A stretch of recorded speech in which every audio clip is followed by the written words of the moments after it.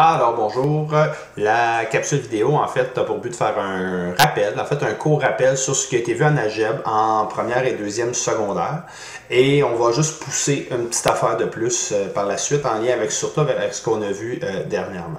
Donc je vais tout de suite, vous allez voir c'est plutôt rapide là, comme rappel. En algèbre, on commence avec le vocabulaire. Évidemment, on ne peut pas passer à côté de l'algèbre. On ne peut pas passer à côté du mot variable si on parle d'algèbre. En fait, la variable, c'est la lettre qui va être remplacée par des nombres. S'il n'y a pas de variable, ben, on ne parle même pas d'algèbre à ce moment-là. Terme algébrique. Un terme algébrique, par exemple, si je prends 3xy, ben, un terme algébrique, c'est une multiplication d'éléments. Ça peut être des nombres avec des variables. Comme 3xy, ben, c'est 3 fois x fois y. C'est juste qu'on ne dit pas les fois à chaque fois. On va juste écrire 3xy collé. Donc, c'est pour ça qu'on dit que c'est un produit de nombres et de variables. S'il y avait juste des variables, par exemple ABC, ben, on sait qu'en fait, c'est 1 fois A fois B fois C. Donc ici, si jamais il n'y a pas de nombre, ben c'est que c'est un 1. Ça pourrait arriver, par exemple, qu'il y ait seulement des nombres. S'il y a juste un nombre, à ce moment-là, on va parler de terme constant, lorsqu'il y a juste un seul nombre. Si on a un terme comme 4xy, ben le nombre qui est au départ s'appelle le coefficient numérique. Donc, c'est celui qui précède les variables. On le place toujours au début. Ensuite, vous avez monombre, binôme, trinôme et polynôme. Si on se fait aux définitions que vous avez vues au premier cycle, en fait, c'est que ça disait que dans une expression algébrique, s'il y a plusieurs termes, vous appelez ça un polynôme. Quand il y en a exactement 3, un trinôme. Quand il y en a 2, un binôme. Et quand il y en a un seul, un monôme. Donc, ça se résumait pas mal à ça. On va travailler tantôt binôme, trinôme, polynôme et monôme. Je vais vous en reparler un petit peu plus tard. Vous reconnaissez le tableau qui est là. En fait, pour pratiquer, je pense qu'il n'y a rien de mieux de juste de refaire un petit tableau. C'est un tableau que vous avez fait régulièrement l'an passé. Peut-être peser sur pause, puis l'essayer, vous allez pouvoir vous corriger, ou le faire en même temps que moi, c'est comme vous voulez. Donc, je vais un à la fois, mais vous pouvez peser sur pause 2 minutes pour prendre l'avance. Ça ne prend pas plus que ça pour le faire. Donc, ça nous donne quoi? Si je prends ici ma première expression algébrique ou mon premier polynôme. Première chose, qu'est-ce qui sépare les termes? Ce sont les additions et les soustractions. C'est pour ça que j'ai encerclé pour séparer mes termes. Donc, j'ai mon premier terme, 3xy, moins x2 plus 9. 3 termes, ça s'appelle un trinôme. Les variables, ben, il y a uniquement le x et le y. Vous remarquez que je n'ai pas écrit l'exposant, je n'ai pas dit qu'il y avait x2 fois 1 dans le premier. Non, c'est la même variable qui est utilisée, c'est juste que celle-là est au carré, mais on ne parle pas d'exposant nulle part, c'est pour ça qu'on ne l'a pas mis. Coefficient, il va toujours avoir autant de coefficients qu'il y a de termes. 3 termes, 3 coefficients, 3, moins 1, parce qu'il n'y en a pas, c'est que c'est un moins 1 sous-entendu, un 1 qui est sous-entendu, mais avec le moins 1, et le 9. En fait, le signe appartient toujours au terme qui suit. Puis plus 9, ben, c'est un terme constant, donc à la fin, j'ai écrit mon 9. Deuxième expression algébrique, moins 4 ABC plus 6. Ben, dans ce cas-ci, c'est le plus qui sépare. J'ai deux termes, ça s'appelle un binôme. Mes variables sont A, B et C. Les deux coefficients moins 4 et 6. Et j'ai un terme constant, un nombre. On l'appelle constant en fait parce qu'il ne variera jamais, parce qu'il n'a pas de variable. Il va toujours valoir 6 ce terme-là. Troisième expression algébrique, mon expression, mon polynôme. Oh, il y a des fractions. Donc ici, ce qui sépare, encore une fois, c'est les additions et les soustractions. Donc, il y avait 3 termes. Ça s'appelle un trinôme. La seule variable, il y a juste x. Donc, écrivez pas x2, c'est vraiment juste x. Les coefficients, c'est pas juste 2 le coefficient. C'est vraiment 2 tiers multiplié par x, 1 quart multiplié par x2 et finalement, moins 8 qui est aussi mon terme constant. Et finalement, le dernier, en bas, j'ai un monôme parce qu'il y avait un seul terme, les variables S, T, W. En passant, le W, il n'a pas d'exposant, il est à la 1. Et il n'y a aucun terme constant. Écrivez-moi pas 0, il n'y en a pas, simplement.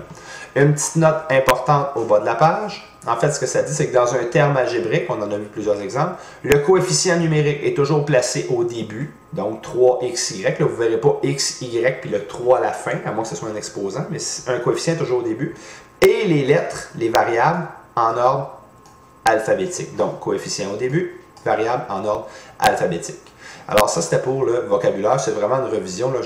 J'imagine que je vous montre rien avec ça. On va juste pousser un petit peu le concept de monôme, binôme, trinôme et polynôme. En fait, quand je dis pousser, c'est pas tant que ça, c'est juste de préciser quelque chose. En fait, un monôme, c'est oui, un seul terme algébrique, mais ce qui est spécial, c'est qu'un monôme ne doit pas avoir d'exposant négatif ni d'exposant fractionnel. Il faut absolument que ces exposants soient des entiers positifs.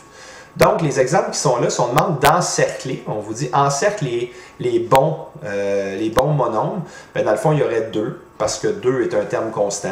Il y aurait 5b-1, non, pas 5b-1 à cause d'exposants négatifs. Il y aurait celui-là, même si son coefficient est une fraction, aucun problème avec ça, ses exposants sont positifs. Lui ici, on dirait qu'il y en a 2, 10x moins 7x, mais une fois réduit, ça donne 3x, c'est-à-dire un monombre. Lui ici, pourquoi il n'est pas encerclé? Parce que mon y, il est en bas. Quand mon y est au dénominateur, de cette façon-là, imaginez qu'on le remonte en haut. S'il était en haut, bien, il serait écrit présentement y à la moins 1. Donc, on suppose toujours que quand nos variables sont en haut, est-ce qu'elles seraient, quand je dis en haut, c'est au numérateur, est-ce que mes variables seraient avec un exposant positif? Dans ce cas-ci, mon y serait à la moins 1, en fait, vu qu'il est en dessous au dénominateur.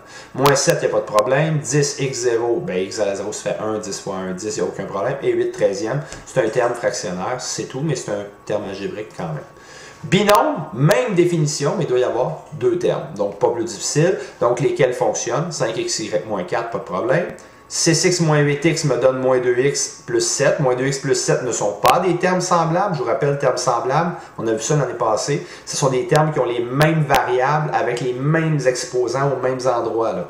Donc ici, ces deux-là ne vont pas ensemble, je ne peux pas les additionner. Par contre, les deux qui étaient là, ici, 6x et moins 8x, oui. C'est pour ça que je termine avec un binôme. Alors que ici, pourquoi je ne l'ai pas souligné? Parce que 9x2 moins 8x2 me donnerait 1x2, c'est-à-dire un monombre. Trinôme, donc on cherche ceux qui en auraient 3. Bien ici, il y en a 3 effectivement, mais le x étant au dénominateur, il est à la moins 1 s'il était au numérateur. C'est pour ça que ça ne fonctionne pas. Alors que lui, aucun problème, 4x moins 8y plus 9. Et l'autre, une fois réduit, aussi me donne un trinôme une fois réduit. Polynôme. Bien, en fait, tout ce que vous venez de voir que j'ai encerclé, ce sont des polynômes. C'est juste qu'il y a certains polynômes qui s'appellent des monombres, certains s'appellent des binômes et certains s'appellent des trinômes. En fait, ce qu'on peut dire, c'est que ces trois-là, monôme, binôme, trinôme, sont uniquement des cas particuliers de polynômes. Si on veut, c'est un qualificatif de plus qu'on peut leur donner. Et polynôme, ben, c'est n'importe quel qui n'a pas n'importe quelle expression algébrique qui n'a pas d'exposant négatif ni fractionnaire. Par exemple, j'en ai inventé un ici. J'ai mis un polynôme à 4 termes parce qu'il n'y a rien qui va ensemble, mais c'est un polynôme à 4 termes. Et celui-là fait très bien l'affaire.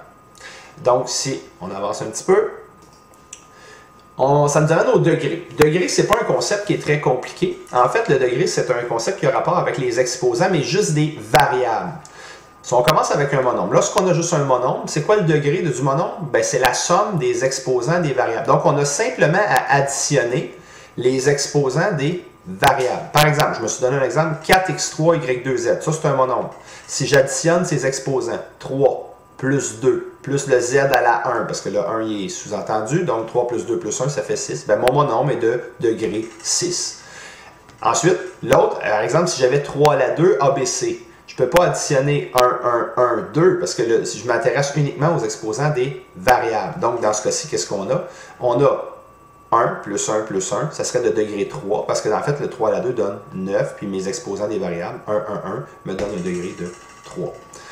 Degré d'un polynôme, attention ici, degré d'un polynôme, on n'additionnera pas tout. Degré d'un polynôme, ce qu'il y a de particulier, on cherche le degré du monombre du plus haut degré. Donc, il va falloir les prendre tous un par un. On va aller chercher le degré de chacun des monombres, puis le chiffre le plus élevé. Par exemple, si on a un de 4, 7, puis 2, bien, automatiquement, à cause du monombre de 7, bien, le degré du polynôme va être 7.